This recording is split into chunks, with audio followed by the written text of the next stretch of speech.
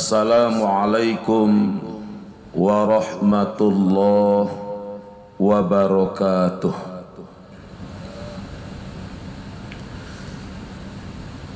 Alhamdulillahi rabbil alamin, alladzi arsala rasulahu bil huda wa dinil haqq liyuzhirahu 'alad dini kullih walau karihal musyrikun walau karihal kafirun walau karihal munafiqun. Ashhadu an la ilaha illallah wahdahu la syarikalah, lahul mulku wa lahul hamdu, yuhyi wa yumit wa huwa ala kulli syai'in qadir. Wa ashhadu anna Muhammadan abduhu wa rasuluh la nabiyya ba'dah. Kaum muslimin, kaum muslimat, sidang jamaah salat zuhur Masjid Raya Sumatera Barat rahimakumullah. Beberapa hari lagi kita akan bertemu insyaallah dengan bulan yang maha agung, bulan yang dirindukan Rasulullah kedatangannya, bulan yang dirindukan oleh orang-orang yang bersama Rasulullah dan para pengikut setianya. Seperti apa kerinduan Rasulullah? Jauh-jauh hari Rasulullah sudah bermohon kepada Allah. Bismillahirrahmanirrahim. Allahumma barik lana fi Rajab wa Sya'ban wa ballighna fi Ramadan.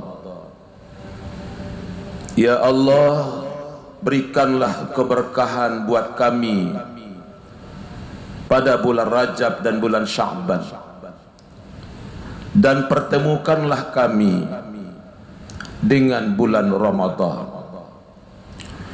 Ini ungkapan yang dalam dari lubuk hati yang paling dalam dari seorang yang maha mulia, Rasulullah sallallahu alaihi wasallam. Untuk itu tentu juga kita berharap mudah-mudahan kita juga merindukan datangnya bulan yang maha agung itu. Andai kata Allah berkehendak lain, umur tidak sampai, waktu tidak cukup, mudah-mudahan kerinduan hati kita ini diganti oleh Allah dengan surganya. Amin ya rabbal alamin. Salah satu fungsi Ramadan itu adalah pengendalian hawa nafsu. Maka pada kesempatan ini saya ingin menyampaikan sedikit kutipan agama agar kita mewaspadai hawa nafsu, atau waspadalah terhadap hawa nafsu. Setiap manusia yang lahir ke dunia, ketika dia lahir sebagai manusia yang normal, maka kodrat baginya membawa hawa nafsu. Maka sesungguhnya inilah ciri khusus yang dimiliki oleh manusia. Maka para ulama mengatakan Hawa nafsu tidaklah sesuatu yang harus dicaci. Ulama mengatakan hawa nafsu tidaklah sesuatu yang harus dibunuh. Ulama mengatakan hawa nafsu bukanlah sesuatu yang harus dimaki-maki dan dihina-hina.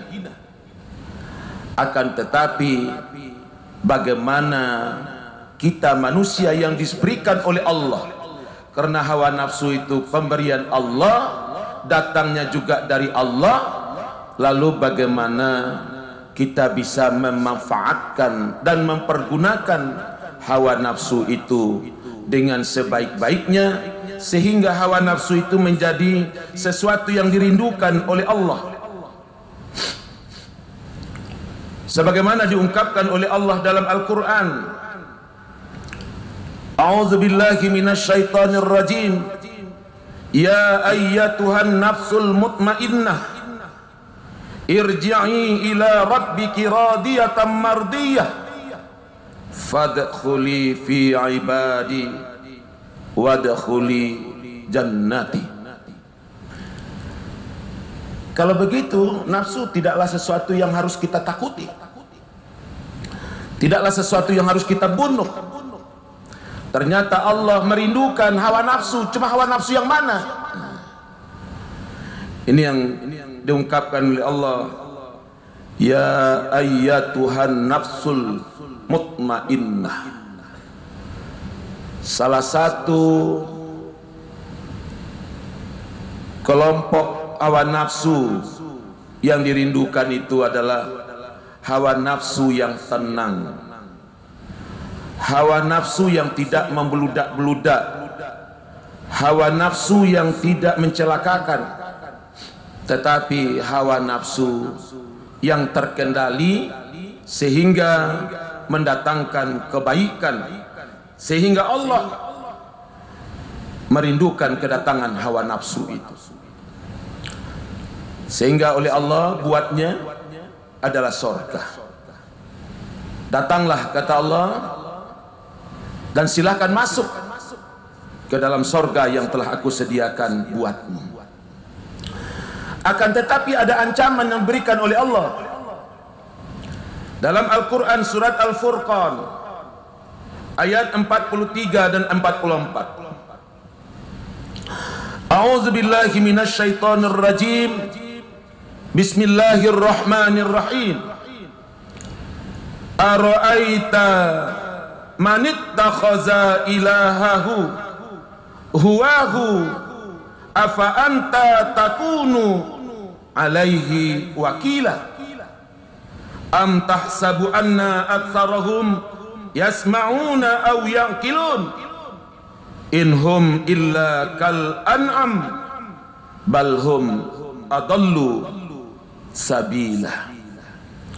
Ini yang perlu diwaspadai. Ini yang harus kita perhatikan. Apa kata Allah? Ara'aita man ittakhadha ilahahu. Terangkanlah kepadaku tentang orang yang menjadikan hawa nafsunya sebagai Tuhannya. Lalu dipertanyakan oleh Allah, ketika orang sudah menjadikan hawa nafsunya sebagai Tuhannya, maka apakah kamu akan dapat menjadi pemelihara atas mereka?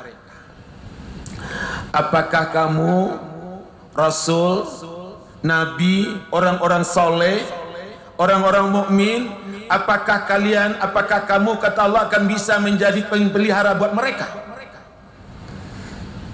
Am tahsabu anna aktsarahum, atau apakah kamu mengira mereka yasma'un au yaqilun, atau mereka akan mendengar apa yang kamu sampaikan, atau memahami apa yang kamu terangkan?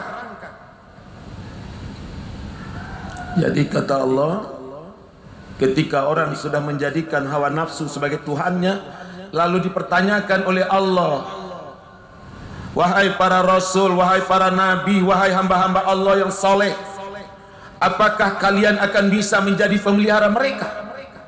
Atau apakah mereka menurutmu akan mendengarkan apa yang kamu sampaikan, atau memahami apa yang kamu terangkan? Apa kata Allah?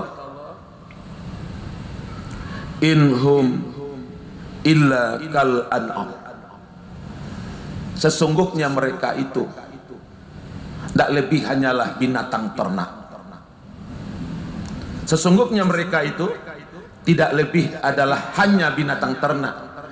Kamu tidak akan bisa memeliharanya, kamu tidak akan bisa menyelamatkannya, dan apa yang kamu sampaikan dia tidak akan pernah mendengarnya.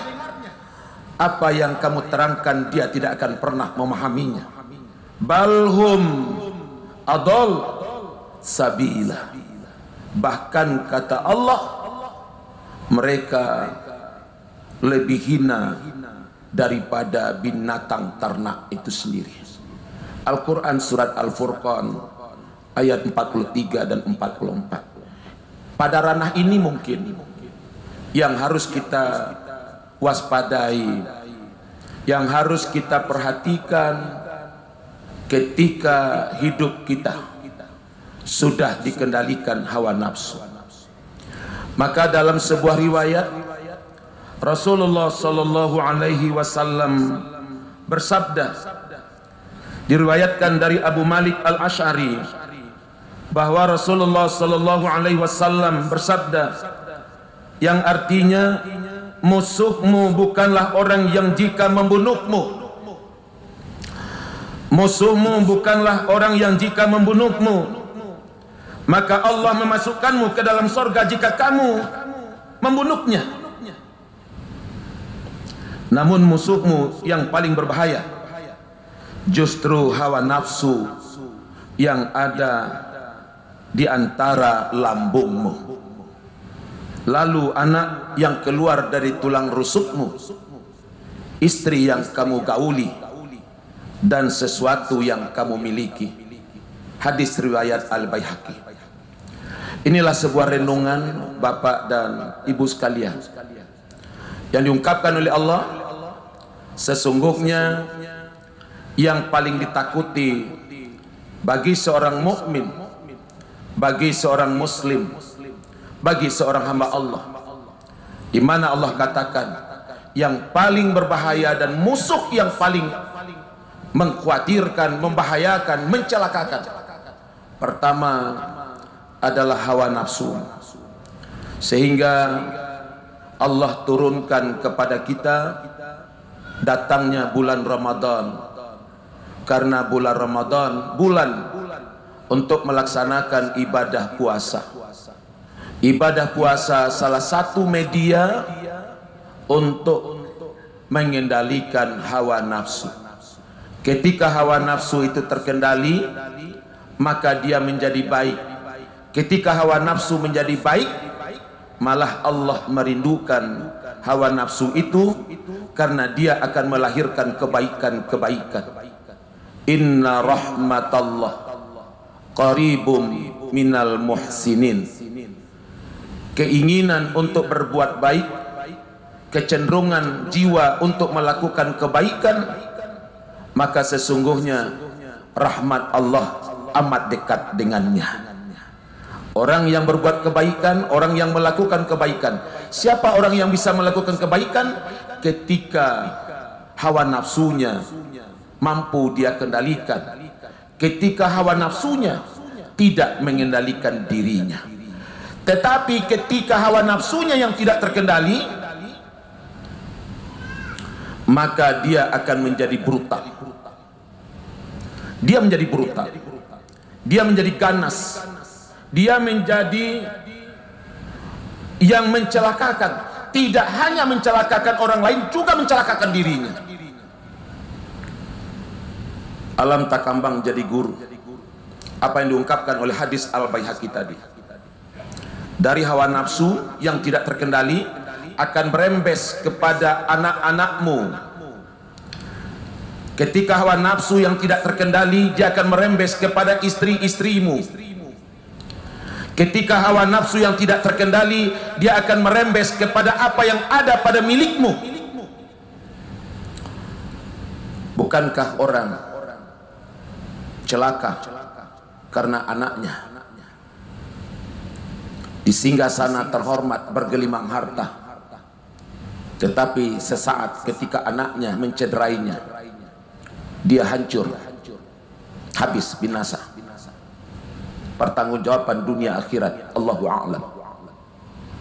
Ketika istri yang tidak terkendali hawa nafsunya, dia menghancurkanmu, dia mencelakakanmu, bahkan pangkat yang tinggi harus berhadapan dengan kematian. Ketika jabatan yang ada di pundakmu, yang diamanahkan oleh Allah kepadamu, yang tidak bisa kamu kendalikan, yang sudah kau perturutkan orang yang kita hormati, orang yang kita pandang mulia, sehingga dianugerahkan berbagai kehormatan, kebanggaan dan kemuliaan di pundaknya, tetapi kata Allah itu tidak akan berpengaruh buatnya. Ternyata dia menjadi orang yang menakutkan karena perbuatannya bisa menghancurkan, membantai kehidupan manusia. Inilah sebuah renungan buat kita bersama. Ketika nafsu yang tidak terkendali, dahsyatnya luar biasa, bahkan di luar ekspektasi kita orang normal, luar biasa jelek dan rusaknya. Mudah-mudahan Ramadan yang tinggal beberapa hari lagi ini akan mampu kita jadikan untuk pengendalian hawa nafsu kita dengan memperbanyak ibadah kepada Allah Subhanahu wa taala. Manfaatkanlah. Bisa jadi ini Ramadan terakhir buat kita. Perbanyaklah beribadah, perbanyaklah hadir di dalam masjid. Jangan di luar masjid juga. Di dalam masjid berzikir kepada Allah, karena di masjid ini setidak-tidaknya pintu rahmat dibukakan, keberkahan dan hidayah diberikan, sehingga dengan demikian hawa nafsu yang ada dalam diri kita akan dipelihara dan dijaga menjadi baik sebagaimana yang dirindukan dan diinginkan Allah Subhanahu wa taala. Fa'tabiru ya ulil absar la'allakum turhamun. Wabillahi taufiq wal hidayah. Assalamualaikum warahmatullahi wabarakatuh. Allahu akbar, Allahu akbar. Asyhadu an la ilaha illallah. Asyhadu anna Muhammadar Rasulullah. Hayya 'alas salati, hayya 'alal falah. Qad qamatis salatu, qad qamatis salah. Allahu akbar, Allahu akbar. La